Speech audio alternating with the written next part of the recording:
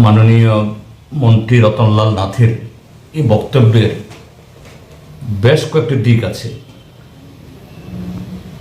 প্রথমত, তার বক্তব্যের কোনো গুরুত্ব আমি দিই না বা আমরা দিই না, কেননা ইদানিংকালে তিনি সমস্ত আবুল তাবুল অসংলগ্ন কথাবার্তা বলছেন এবং এই অসংলগ্ন কথা বলার পেছনে মূল কারণ হলো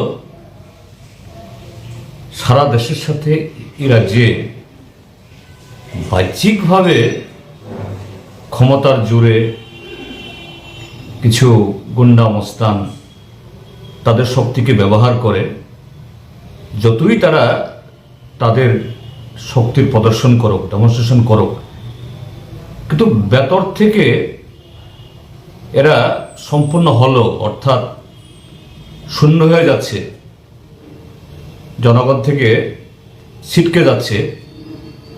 এটা তাদের প্রতিফলন। এদিক থেকে প্রথমত আমি বলবো, তিনি একটা মঞ্চে ক্যামেরার সামনে কথাগুলো বলেছেন। রতনলাল নাথ সংবিধানের নামে শপথ গ্রহণ করে সেখানে প্রথমত বিধায়ক হয়েছেন যে এই সংবিধান রক্ষা এবং সংবিধানে নির্দেশিত যে সমস্ত দায়িত্ব তার উপরে অর্পিত হবে সেগুলো রক্ষা করিয়া চলিবেন।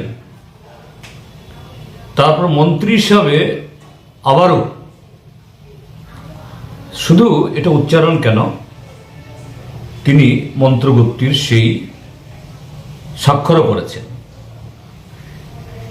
যে আমি মন্ত্রী হিসাবে এই রাজ্যের নাগরিকদের জান মাল তাদের সাংবিধানিক অধিকার রক্ষা করিব, অন্যথা করিব না। তো এই কথা বলার সাথে সাথে নৈতিকভাবে রতনবাবুর মন্ত্রীর পদে থাকার এবং বিধায়কের পদে আসীন থাকার আর কোনো অধিকার নেই, কারণ তিনি সংবিধানের নির্দেশিকা পালনে অক্ষম। বরঞ্চ যারা সংবিধান লঙ্ঘন করছে, অপরাধ জগতের সাথে যারা লিপ্ত, এইভাবে তাদেরকে উৎসাহিত করছেন এবং তিনি নিজেও এরকম অপরাধীদের ভাষায়, অর্থাৎ যারা এই সমস্ত ভাষা প্রয়োগ করেন এবং এইভাবে অন্য অধিকার কেড়ে নেন, তাদের মতো কথা বলছেন। তো সেদিক থেকে মাননীয় মন্ত্রীর এই মন্ত্রিত্ব পদে থাকার আর কোনো অধিকার থাকতে পারে না। দ্বিতীয় হলো, কেন রতনবাবুর আজকে এইভাবে প্রলাপ বকছেন কেন?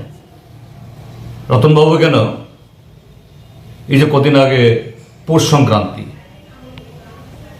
সংক্রান্তি উপলক্ষে অতীতেও ত্রিপুরাজ্যের বেশ কিছু জায়গাতে অস্থি বিসর্জন হয়, এটাকে কেন্দ্র করে মেলা হয়, সামাজিক